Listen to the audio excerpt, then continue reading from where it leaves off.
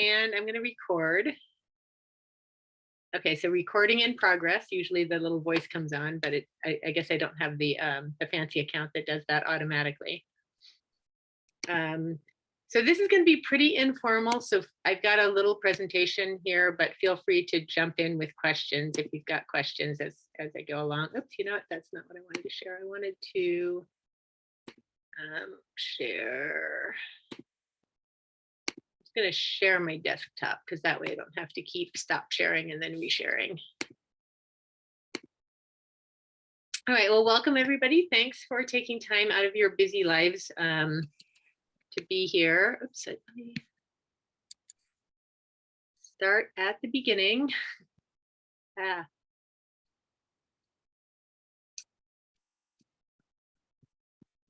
Okay, start this at the beginning. So this is just a quick overview of ReadCube Papers, which is the reference citation software that I've been using. I chose this one. Dr. Adamson, I think, recommended it in the first research methods class we had. And I had heard about EndNote. I wasn't familiar with anything like this. I didn't know the first thing about trying to organize references or how that worked. I did look at both EndNote and ReadCube Papers, and I'll get in a minute, I'll get to how I chose ReadCube over some of the other options. But really the main thing, especially those of you in cohorts 15 and 16, that I hope you get out of this presentation is it's really, really, really important to pick, it doesn't have to be ReadCube Papers, but pick a software that will help you organize your references and start getting them into lists and get a system for organizing all of these hundreds of papers you're going to be reading over the next couple years. When you get to the point where you're going into the qualifying exam at the end of your second year, you will, if you have if you've already got a system where you've got articles organized, somewhere you can go back and pull up articles that you've found over the last 2 years, sorted into lists that are meaningful for you, that is going to make your life much, much easier as you enter into the qualifying exam. And I'll talk more about that later. There are some really cool features with ReadCube in terms of managing in-text citations and the reference list that have, I'm not kidding, changed my life and saved me hours and hours and hours of time, and are probably saving my sanity right now. And then I'm going to talk a little bit about, like I said, there are several different software programs you could use. ReadCube, EndNote, and Zotero are kind of, EndNote and Zotero are two of the big ones. I started looking at EndNote, which is available through Sac State, and I got a little frustrated. I couldn't figure it out. ReadCube was a lot more user-friendly to me. It made more sense the way my mind works. Because I thought I was going to use EndNote, and I got kind of frustrated and gave up. And I've talked to a couple other people who've also gotten frustrated with EndNote and given up. Zotero I haven't used, so I don't know much about it. I do know some people who like it, and I think it has a lot of similar features. The one thing that I think I did, and some other people I know have done when I was starting to look into it, is I got confused and I was like, well, I don't know which one I should use, so I hesitated. Just pick one and go with it. I'm going to present ReadCube today because that's what I know. I'm not a big fan of EndNote, and I've heard enough complaints about it being difficult to get used to. If you've got, a friend who uses EndNote and loves it, ask them to show you how. But I know a lot of people who've kind of given up on EndNote because it was not very user-friendly. But anyway, pick one and get started with it is my advice. Yeah, so Haley was saying she also started and gave up. What I want to go over today is, like I said, understanding the importance of getting started with a reference management software and how that will make your life much easier as you get further into the program. And I'm going to demonstrate some of the key features of ReadCube Papers and share some tips that it took me a while to learn. I've also kind of mined the experience of a couple of my classmates who use ReadCube Papers and asked them kind of what their key what they thought I should be sure to share. So I've got their input as well in this presentation. So ReadCube is not free, but it's cheap. The student account is $3 per month or $36 a year. Once you're not a student anymore, if you're still in academia, like working for a university doing research, the academic account is $5 per month and a general account is $10 per month.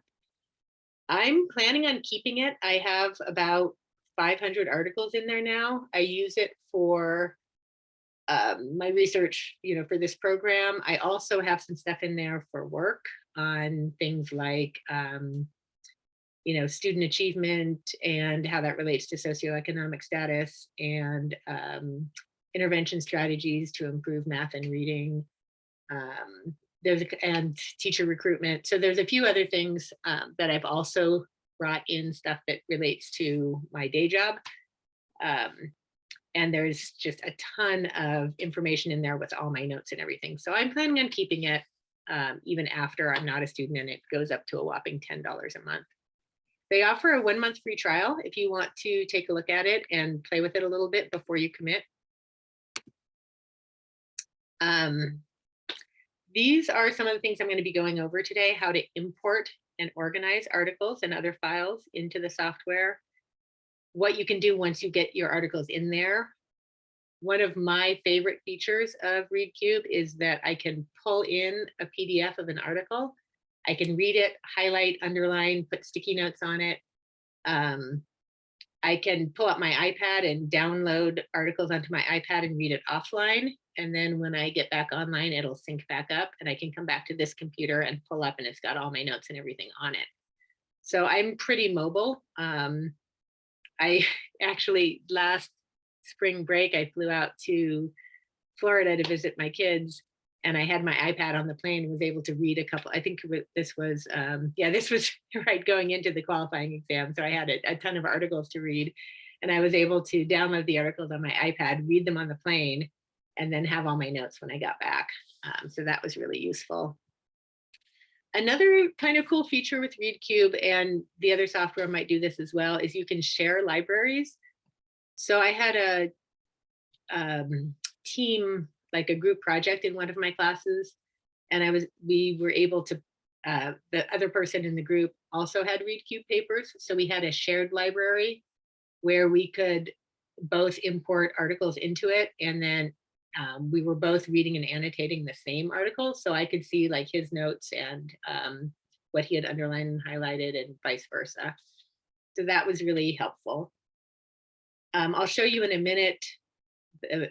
You can also search within ReadCube for articles, and it will give recommendations based on the articles you already have in there. And then I'm going to go over the analytics. I'm going to share this presentation, and actually before I forget, I'm going to put the link to this presentation in the chat. So it has all of these links on it. If you want to come back to it later and check out the support pages and how to install the browser button and all of that stuff. So let me... Sorry to interrupt you, but you have it on restricted, so we might not be able to open it. Okay. I will fix that right now. Thank you for pointing that out. Okay, so you should be able to access that now. So this support page is, it is kind of the landing page. It's got this is links to everything else. There's the getting started page, which has kind of a quick start guide and a whole bunch of video tutorials that are not loading right now. but I found these really helpful. You won't need, the Papers 3 was their previous version, so you don't need to worry about any of the Papers 3 stuff, but importing into ReadCube Papers, tags, lists, recommendations, metrics, kind of all the stuff I'm going to talk about. They have video tutorials for. They also have these support articles. So there's a whole session on getting started, how to use the browser extension, reading and annotating, organizing your files. So I wouldn't worry about this as you get started. Just look at the getting started guide. And then as questions come up, you can come to this page. And I found their documentation here really helpful. If you have a problem with ReadCube or can't figure something out, you can also submit a ticket. At one point, there was some glitch where I wasn't able to access some things, and they were pretty quick at helping me get it figured out. And that's one of the things I think it can be, one of the positive things about it not being free is they have a customer service department. So when things go wrong, there's people to help you figure it out. So this is, again, just that support page. I would start with a quick start guide, looking through the how-tos. The browser extension is kind of the first thing you're going to want to do. And they have on that support page, it's really easy to add the browser extension. Basically, you just go to this page, click here, and it'll walk you through how to do it. Once you've added the browser extension, you'll see this little ReadCube icon up here in the upper right. It's that little, their little logo up there. And that allows you to do all kinds of cool things. Let me go to my other window. So this is what the program looks like once you've got some articles in there. When you first install it, you won't see any of this. It'll just be blank. Once you start getting articles in there, it'll fill it all in on a list here. And you can organize it by author name, by the title of the article. So if I click here, it'll reorganize it by my titles. You could organize it by year if you want to look at oldest or newest first. Tony, did you have a question?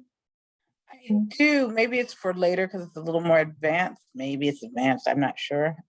I'm new at ReadCube. I was liking it, but I couldn't get any of the old articles to fill in the metadata. And I asked for help, and I have to be honest, the person said I'm brand new, and she wasn't able to help me either. So now I realize, as I'm looking at yours, it can be done. Well, it might not load the metadata, but I'll show you what to do if it doesn't. Okay. So anyway, I'll let you keep going. I just okay. saw that. So that's kind of this is if right now I'm showing like every article in my library. And I'll talk in a minute how to organize it. I've got kind of all these different lists. So if I was interested in just looking at dual enrollment, these are all my articles in my dual enrollment list. Or expectancy value theory is something I was getting into when I was diving into kind of theories to use in my dissertation. So I've got all my articles that are related to expectancy value theory on this list. And articles can be on more than one list at a time. But I'm getting a little ahead of myself. So let me go back. That's why I put this presentation together, was to keep me on track.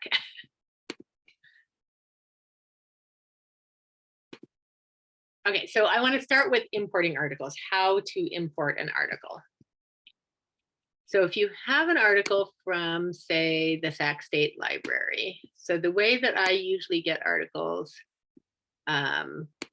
once I've done a search, a lot of times I'll start my search in Google Scholar, or sometimes just in the Sac State one search, or the journal search. Once I've got the article, I can put it here in the search bar.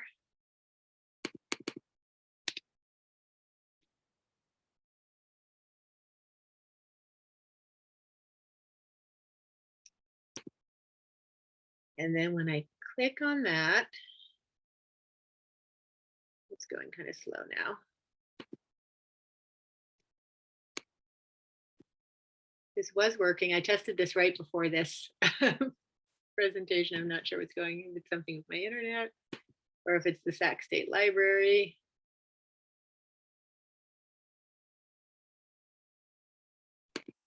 Third time's a charm, right? Sac State Library was slow today for Oh, me too. So I don't know. okay. Okay, well, let me try.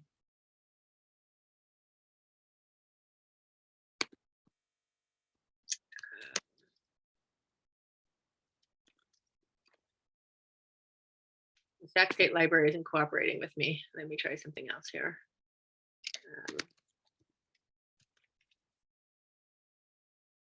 Okay, so let me find one that's going to pull up a PDF. Okay, this one. So normally I would have got it through the Sac State Library. I would have gotten my PDF. But since that's not working, I'll pull up another PDF document. Once you've got your PDF, you can click on, oops, all of my Zoom controls are in the wrong place. Okay, you can click on this, this little icon and two things pop up. There's this part if you just want to add the reference to your library. And I should warn you, this one I've had trouble with.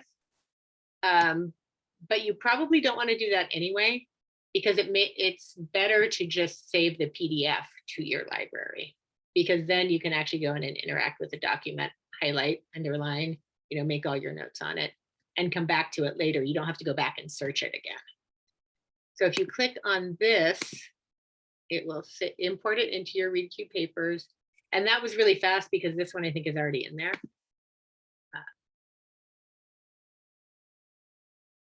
And then if you click on View and ReadCube Papers, it'll take you there. You can see I've got this article here, and the PDF is in there. You can search for an article within the library. So if I didn't know where that was, post.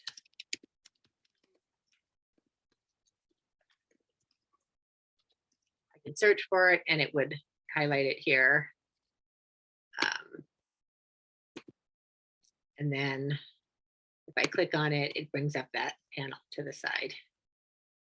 So this is one, what Tony was mentioning before about the, whether or not it saved the metadata. Let me find, so the metadata is all the information about the article.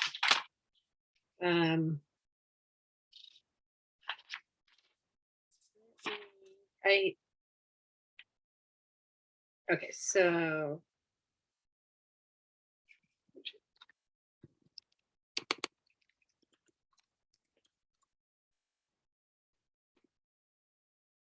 if it does load all of the metadata, when you pull it up, it's going to look like this. So it's got the abstract here. It's got the article, the author, the journal. It's got kind of all of that information. Can I ask a quick, oh, sorry. Yeah, I just want to compare that to if it doesn't bring its metadata with it.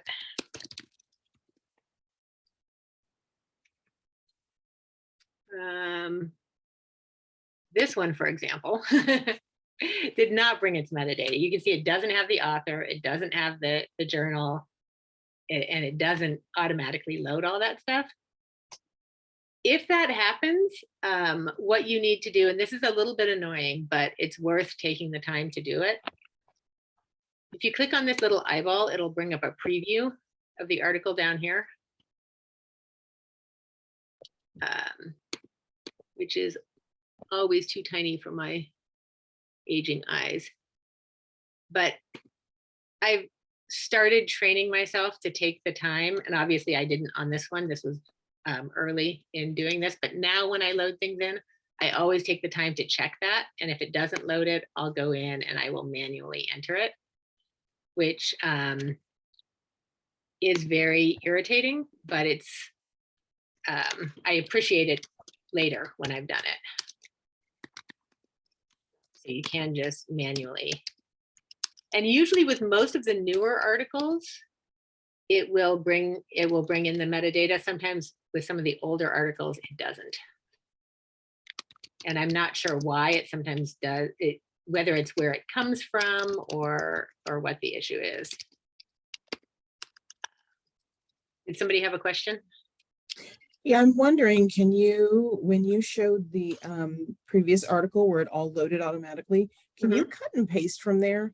And I'm asking because Frank has us doing like a precursor to the QE. And he said, just cut and paste your abstract and plop it right in there for this section. And then can you cut and paste from here? Yeah, I think so. So Okay. that was, let me go back to that. Let me find that one. Yeah, so if you open that up, yeah, you should be able to. Oh, okay. Okay. So just copy and then you can paste it somewhere else. Okay. Thank you. So yeah, if it doesn't bring its metadata with it, you have to go in and manually put it in, which is kind of a pain. But if you train yourself to do it when you bring it in, it's usually doesn't take more than about a minute. It feels like longer when you're doing it, but it's not. You're going to thank yourself later. Another thing with the when you enter the information, you'll notice on my titles here, some of them have every word capitalized. Some of them just have the first word capitalized, you know, in the first word of each of the title and the subtitle if it has one. I'm trying to, when it comes in like this, where it's got every word title capitalized, I've been trying to go in and change that, which is also really annoying. But when you do the reference list, it's it will put whatever you have on here. So if this is not, doesn't have the right capitalization, whatever's on here is going to show up in your reference list. So that's, I'm getting ahead of myself again. I'll show you the reference list in just a minute. So if you take the time to fix that now, you won't have to spend hours correcting your reference list when you get to that.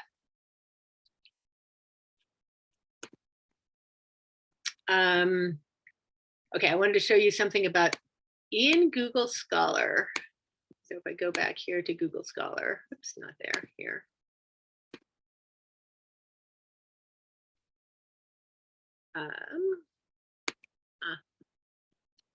For some reason, it's, oh, here we go.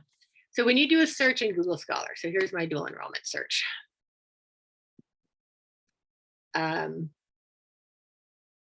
You'll see this little number here. So if I click on this, it'll show the results that came up on this page. Something that's, I just learned this in preparing for this presentation, actually. It will show me which ones are already in my library. And then I could, you know, just go ahead and click on view the PDF if I wanted to go straight to that document. Are these all in my library? No, this one's not. I don't know why it's only showing those. But for ones that, let me do a different search. Something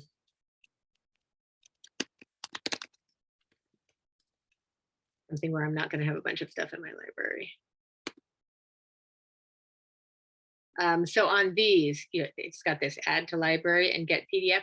I have not had a lot of luck importing directly from Google Scholar this way.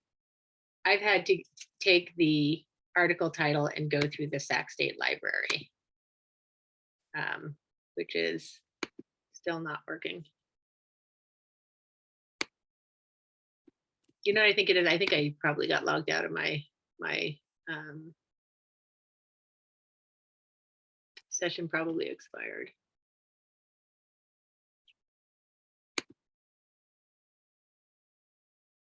There we go.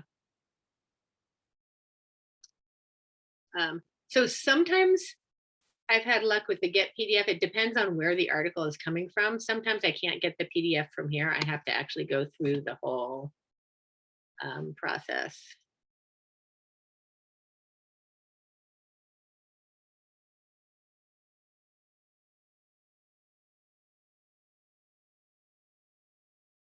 Okay, and then you'll get to the point where I've actually got just the PDF.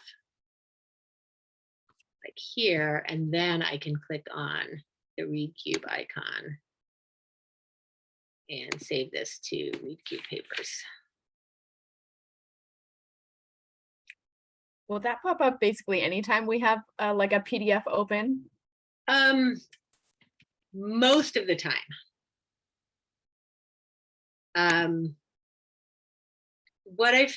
Most of the time it will. Sometimes if it doesn't, I'll show you what I do to kind of get around when it doesn't, but most of the time this works for me now. Once I've put it in ReadCube Papers, I'm also working on training myself to immediately go there and then put it on the list that I want it on.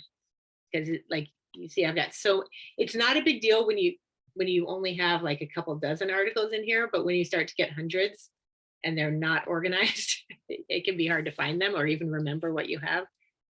So I try to, once I import it, go in here and put it on my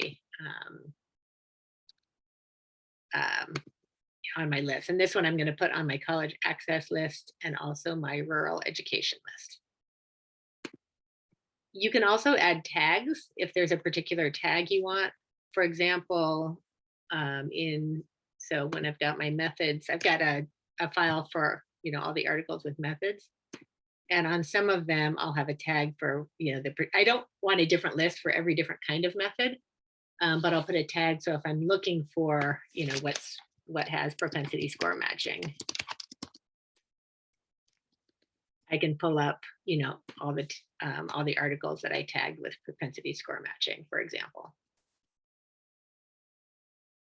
So that's kind of the two ways to organize it within ReadCube Papers is with tags you can pull up or lists. The nice thing about the lists is I can look here and pull up my dual enrollment list and look at all of my dual enrollment articles. And you can see some of these I need to go back in and add some information because this one did not bring its metadata. So I need to go in and fill in a few things. That was before I got good at making sure I had all that in there when I imported it. But it's pretty easy to see what's missing, when you look through your list too.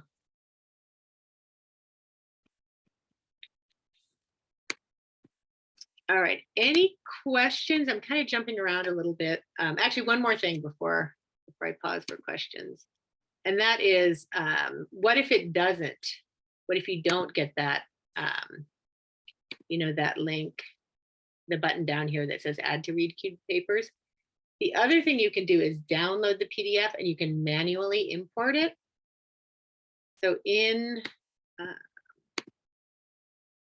here in ReadCube Papers where it says add, there's two options. You can add a manual entry, which is you're just putting in a citation.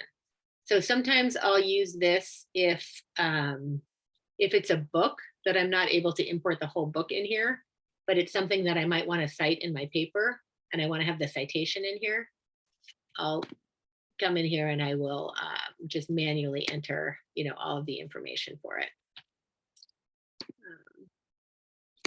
But I don't need that because I was just playing around.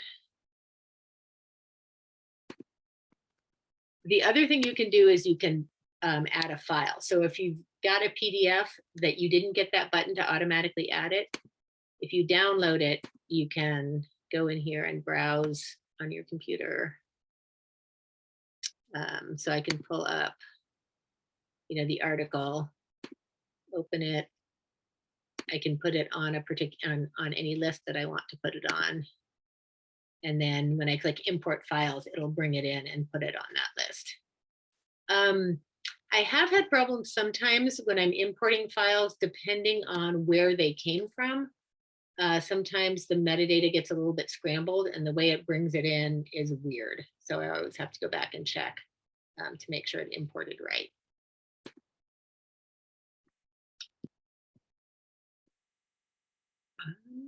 You can also add, so the way I used to get files in here is I put in the citation first and then I added a PDF. That was before I figured out how to just pull the PDF in directly, which is much easier. So hopefully you guys can benefit from from the difficulties I had before I learned how to do that. Now I want to pause for questions. Can you share what the colored dots are for? I noticed a few of your articles have those. Yes, absolutely. So Thank the you. colored dots, that's part of the organizing. You can color code your lists. So for example, on my rural education list, I have those, and you do that here on the list. You can, highlight it and put your color in there. So now my yellow ones are for my rural education list. The blue ones are my dual enrollment. So I have, my dissertation is on dual enrollment and rural students. So that's why these two lists are really long. And I have a lot of blue and yellow. I have some articles that are on both lists. So with the color coding, I can decide which is the more important or which is the more useful. Because on my dual enrollment, the title doesn't always indicate whether or not it's rural. For example, this one, there's nothing in the title that would tell me this is an article about rural students. And I've kind of been going back, and so I've been having to go back and relook at the articles and figure out which ones are rural and which ones aren't. This, if I highlight it in yellow instead of blue, that tells me as I'm looking at my dual enrollment list, these are the ones that are specific to rural students. And you need to go in and kind of manually change that color on your list. But then when you're looking, at your whole list, if you remember the colors, it'll tell you quickly, which ones are my dual enrollment articles and which ones are my rural ed articles.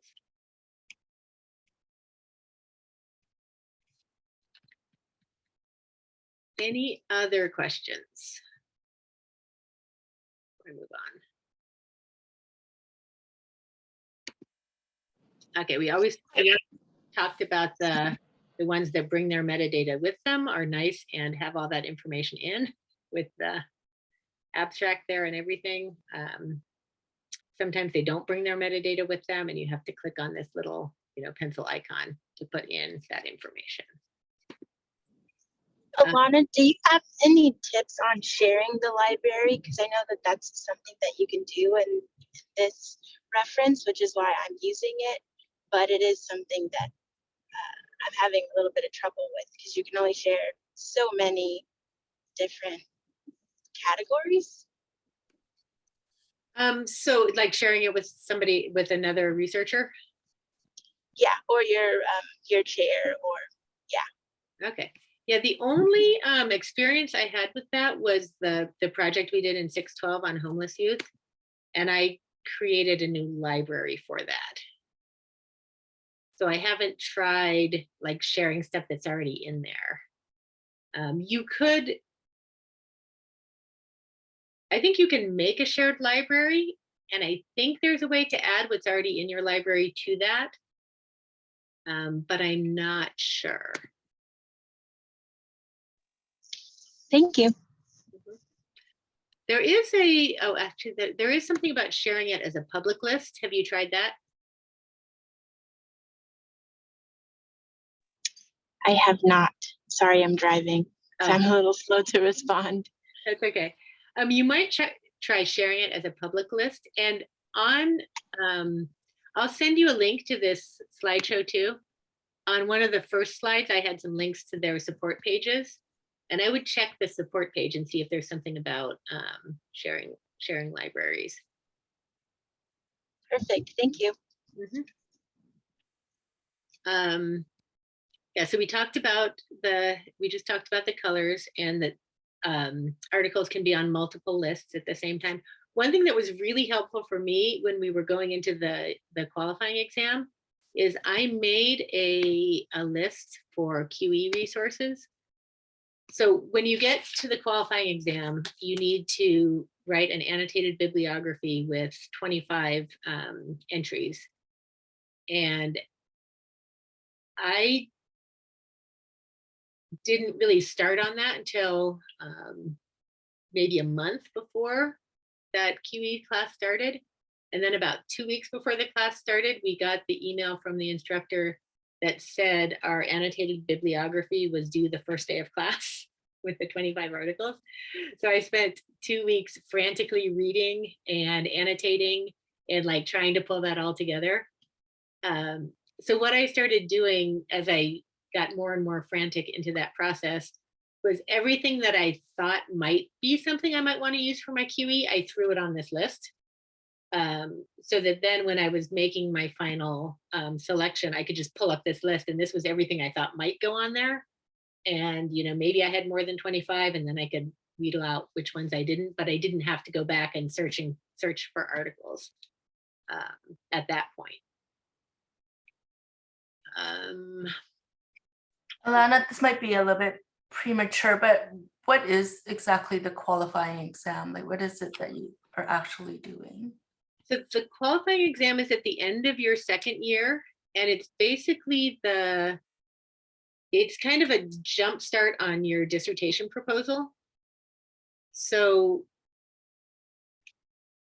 for the qualifying exam, you need to write an annotated bibliography with 25 articles that you think you're going to use in your dissertation, you know, as the literature that you're reviewing. It's kind of like a training wheels for your lit review. It's like a mini lit review. When you get into writing your proposal, you're going to have a lot more than 25 articles, but it's kind of a chance to get that started. I had never really done an annotated bibliography before the qualifying exam, and it sounds like maybe hopefully professors are starting to be aware of that and help with it a little bit. Basically, for each article, you write an annotation, which includes the key findings, the methods, the limitations, and how it's related to your topic. And you don't need to have every one of those things in every annotation, but it goes beyond a summary. It's sort of a critical summary analysis, but very short. Because for the qualifying exam, you have to put this all in 12 pages. So it's like about half a page per entry. And it's double spaced. So you get really good at like cutting out extra words. Great, thank you. Thanks for clarifying that. I just have a follow-up question. So in this particular, when you did your annotations for the 25 articles, is there a way to sort of pull it up, like your annotations, I guess, so that you could actually have like a spreadsheet view, if you will, of all the annotations, and then be able to synthesize those annotations? Is there a way to actually do that? I don't know if there's a way to do that. The way for the qualifying exam, I actually did my annotations on a Google Doc. Okay. Which kind of drove me crazy because I had trouble like finding it in there. Right. After the QE, I went back and put all my annotations in here. So, oh no, not there, in here. So this little, speech bubble here. Right. There's a space for you to write this. I think I should find one that I didn't annotate. This field is blank at first. So I just took all my annotations and pasted them in there. And what I've started doing now is, and I have to kind of force myself to do it, but after I read an article, I will write an annotation, and I just type it directly in here. Oh, interesting. So Okay. they're all there. And that's been really helpful for me. Super helpful at the point I'm in right now as I'm doing the kind of full lit review. Because like if you look at this list, you know, my dual enrollment list has 86 articles on it, and I forget which one is which. Some of these they're not all articles, some of them are reports, but sometimes I forget which one's which. So having that, you know, little annotation note there, yeah, I can just go through and I can quickly look at that and read the first couple sentences and like, oh yeah, that's that article, or oh yeah, that's that article. It's also been really helpful for my proposal draft when like I remember something that I read somewhere and I put it in there, and then I just put a placeholder that I need to find the reference, and then I can't remember which article it was in. Scanning these has been really helpful for, you know, saving time to figure out which article it was. Cassandra, did you have a question? Sorry, I was on mute. You mentioned, because Sook asked about the QE, you mentioned being really succinct, and just, you said maybe some professors are helping, and they are, because Frank is having us write, you know, 2 of them, 2 pages max each. Yeah. So, and they must have learned that people need a little practice with them. But yeah, Good. Yeah. So when you do the actual qualifying exam, it's going to be 2 per page. It's wow. really, really get it done. But in here, like when I read an article, I'm not really trying to make it succinct right now. I want to put everything in, and then I put that here. And then what I would do, if I had it to do again, every time I read an article, I would write my annotation and put it in here. When it came time for the QE, I would copy and paste that into a document and then edit it down. So here I've got all the information, and then I'll cut out, you know, what I need to cut out. But it's nice to have all of it because, you know, there might be some information you're interested in that doesn't make the cut for the qualifying exam. But when you're writing your dissertation and you come back to remind yourself what that article said, you might want to know. Great, thank you. Would you suggest perhaps also creating like an Excel spreadsheet and having sort of the annotations, if you will, or this more succinct version in a spreadsheet, so that you could just kind of scroll through really quickly versus like one by one, that you could actually have, and then be able to maybe color code it for in terms of synthesis for concepts and ideas? Yeah, I think everybody's process is a little bit different. That I think that could be helpful. I've tried actually putting this into it, putting the dual enrollment ones into a spreadsheet where I am highlighting like the methods and the different things. Right. I've gotten a little bit bogged down on that. Okay. Maybe if I had started it earlier, it would have. Okay. Good. So mostly I've just been, you know, I kind of scroll through, and after a while, yeah, I know that I don't have to look through all 86 of them. I know it's like one of these 5, so I just have to check those 5. Right. Great.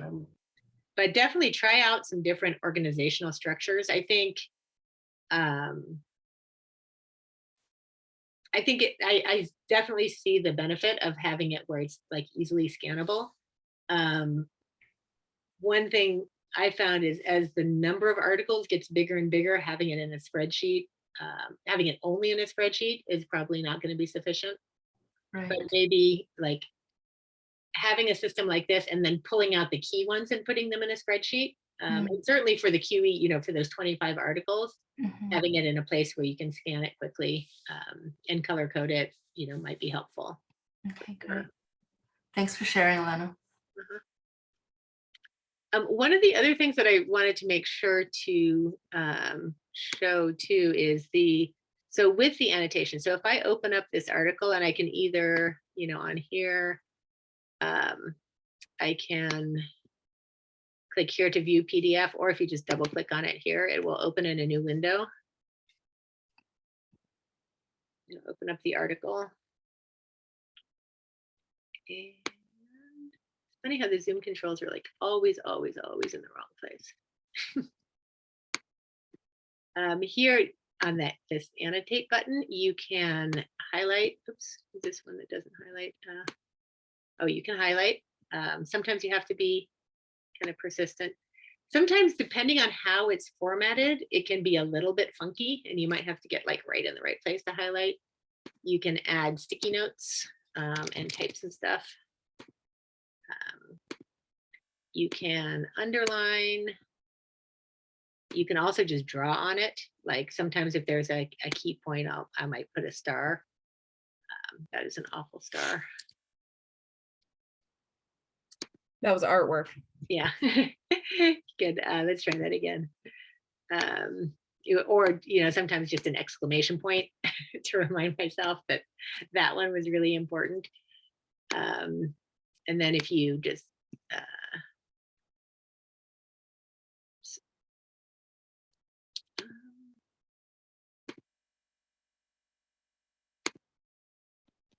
so yeah, there's all of those different tools. Try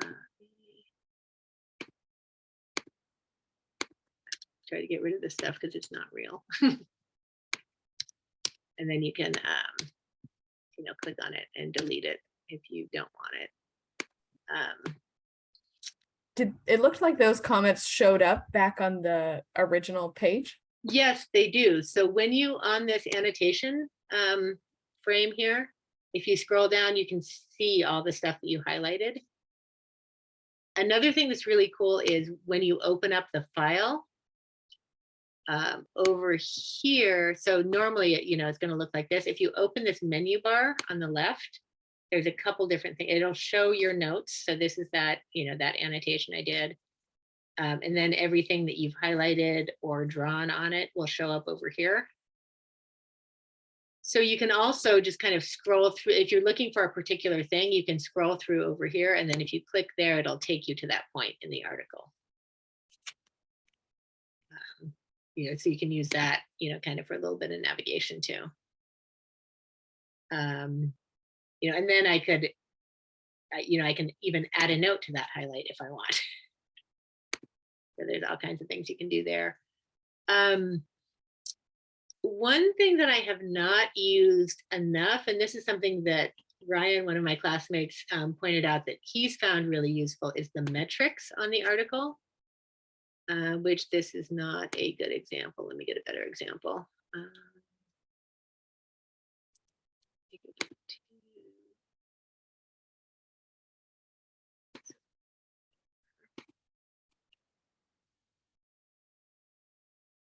This one, I think, is a good one. Nope, not that one. This one. So you can find the analytics here and also in the article. So it'll tell you how many times the article has been cited. It'll show you which articles cited it in, starting with the most recent ones. So if I wanted to see who else has cited this article recently, I can look here and I can, you know, click on that and it will give me some more information about that article. Also when I'm looking at the, you know, the document itself, over here on the metrics, it'll show me, you know, how many citations, how many recent citations. And then this field citation ratio, I still don't fully understand. It's a measurement of how influential this article is. If it's greater than 1, it's been cited more than the expected number of times, more than the average number of times. So higher numbers indicate that it's more influential in the field. Yeah, Sylvia, question or comment? Hi there. Thank you so much for hosting this, Alana. So a couple of questions. What is the, or if there is a limitation as far as the number of articles that it can contain, or are there limitations on storage? And secondarily, do we have to have a backup plan to save our work somewhere else? I'm looking through the reviews, and there are some reviews that are not so positive, but I'm just curious from your experience, what if you have anything to share with those regarding those two questions. Thank you. Yes, so I have not, I don't know if there's a limit to how much you can have in here. I have, I think, I think I've got like 500 and some articles. And I haven't had any issues with storage. There are two, I didn't actually realize this until I was preparing for this. What I'm using here is the app. So this is all, you know, kind of in the cloud. There's also, I also have a desktop version of this that you can store the files directly on your computer. Some of these files are stored on my computer. They're just in a file, you know, in a folder. There's a way that it can organize that for you into different folders. I haven't really played with that at all. Some of the issues that come up are, like I said, sometimes when you import an article, it doesn't bring all of the information with it. So you have to go in and manually enter that, which is irritating. Another thing on some of the older articles, or sometimes like if you've gone through the library, and sometimes you can ask them to send you a chapter, or like there's no online access, but you can request them to send you a PDF of it. I found with a lot of those articles, I can't highlight. It doesn't let me highlight it. You can still use the other annotation tools. So you can, you know, if you can't highlight, you can still draw on it. So that's what I've used. Sometimes I've just like underlined the things, you know, or, you know, made notes in the side, so that, you know, I can find the important parts, the parts that I want to come back to. But there are a few articles that I haven't been able to highlight on. And those are, and I would say those have been my major issues with the program. One thing I want to be sure to, because we're running out of time here, the last thing that I want to make sure to show you too is probably what my favorite feature in ReadCube Papers is. There's an add-in you can get for Word to add citations. So if you're typing in here and you put a citation in, so say I want to cite this part here, I can click here to add a citation, and it will link to my ReadCube library.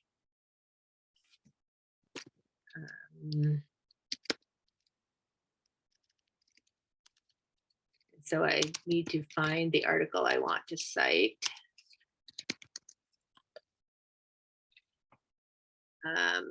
Maybe it's this one. So I choose the article, and if I click insert citation, it will put in the inline in-text citation here, and it will add the citation to my references. And this is the part where I was saying, you know, taking the time to make sure the cases are right, because it's what's going to go in here is whatever's in my ReadCube papers. So that's why it's worth taking the time to fix it if it comes in wrong. The really cool thing about this is then if later I decide, you know what, I don't need the sentence in here, so I'm going to delete it. You see right now, Pearl 2009 is in there. If I delete this, if I delete that, the next time this updates, see if I, you know, maybe this was a quote and I need to put the page number in there. I can edit my citation.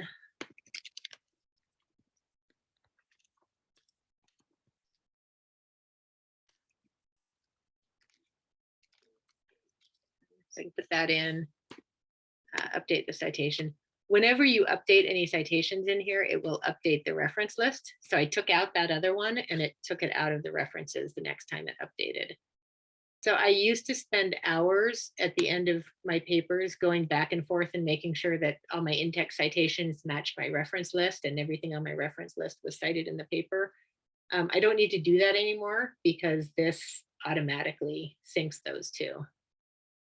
I do have to check my references because it doesn't always format quite right. So I have to check the formatting of the references. And as you can see, it doesn't double space it. I don't know why, but at the end, yeah, I can just go back and make sure this is double spaced and fix the minor formatting errors. And that has literally saved me dozens and dozens and dozens of hours having that feature. I spoke with a couple of my classmates who use this, and I haven't had any issues with the Smart Site in Word. They were both using I think the Office 365, and there is an issue with the SACState, the domain blocker, adding that add-in. They were both able to get around it, I think, by downloading Word onto their computer and then logging in again, and then they were able to add the browser. But I know both of them had some issues. But this, if you can get the Smart Site feature, that is probably, in my experience, that's one of the best things about this program for me. And I know EndNote does that as well, and I'm sure Zotero does as well. But whatever program you're using, take the time to figure out that piece of it, because that is, it's really worth it. All right, so we are at the end of time. I'm happy to stick around as long as anybody has questions, or if you want to see anything more. But that's kind of the general overview. Oh, let me finish with one last thing before I go. That is just kind of the key takeaways from this, which is basically, if you remember nothing else from this presentation, figure out what program you want to use and start using it now. Start adding articles to it. One of the things Sean, who's another one of my classmates, said is just start tossing your articles in there. Everything you read, just put it in your software, because later on, when you get to the qualifying exam and starting your dissertation proposal, he's found that he's been digging deep into things he didn't realize were going to be useful, but they're in his library, so it's easy to pull it up. He's got his annotations and his notes on there. I have the links on here for the guides and videos and help guides. So if you come back to this presentation, you can see those links. I recommend wherever you are in your program, start identifying and annotating potential articles for your qualifying exam. The sooner you start doing that, the happier you will be when the qualifying exam rolls around. And then make sure when you're importing your articles in that you're checking, all the details. You don't need to fill in every, you don't need to fill in every field on the, let's pull up like this one. You don't need to fill in every field on here, just the ones that you need for the citation. So, you need to say what kind of reference it is. You need the title, the author, the journal, the date, the pages, the volume, and the issue.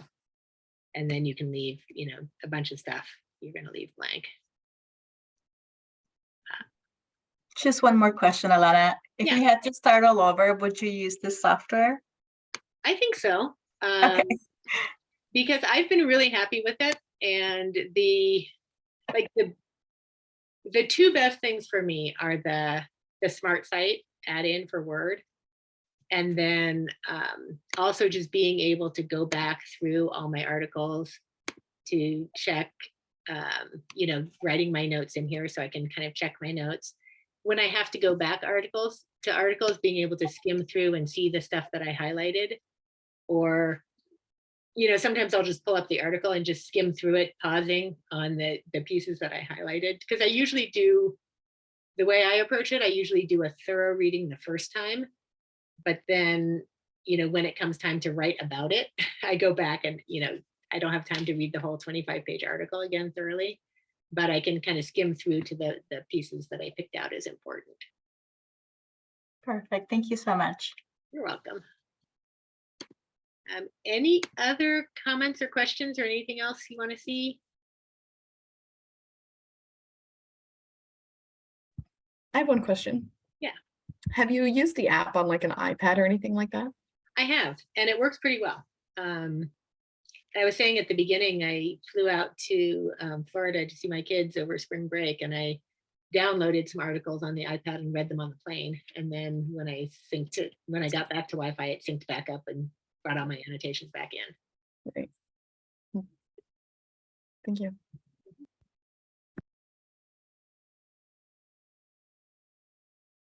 Any other questions? And my email is also on that slide, and I'll put that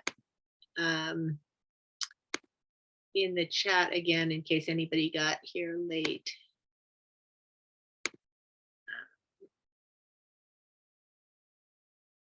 Oops. And you may have also gotten my email from the original information that went out. But this is the link to the slideshow. It's got my email in it. If you have more questions, I'm happy to share what I've kind of figured out along the way. And I'm certainly no expert in it, but I'm hoping that you guys can start a little bit farther ahead than I did. We appreciate that. Thank you for sharing your expertise. We appreciate it. Absolutely. And I wish you all the best. This is such an exciting program. But it's also can be really challenging. So anything that makes it a little bit easier, so you can really focus on the important stuff.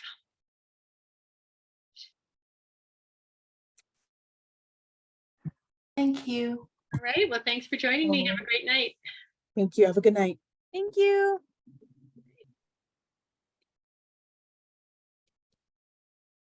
Oh, you're muted. You're still muted. I'll never learn. It's fine. I was gonna say I have a quick unrelated question, but whoever's watching this recording probably doesn't care about that question. Hang on, let me stop recording. Okay.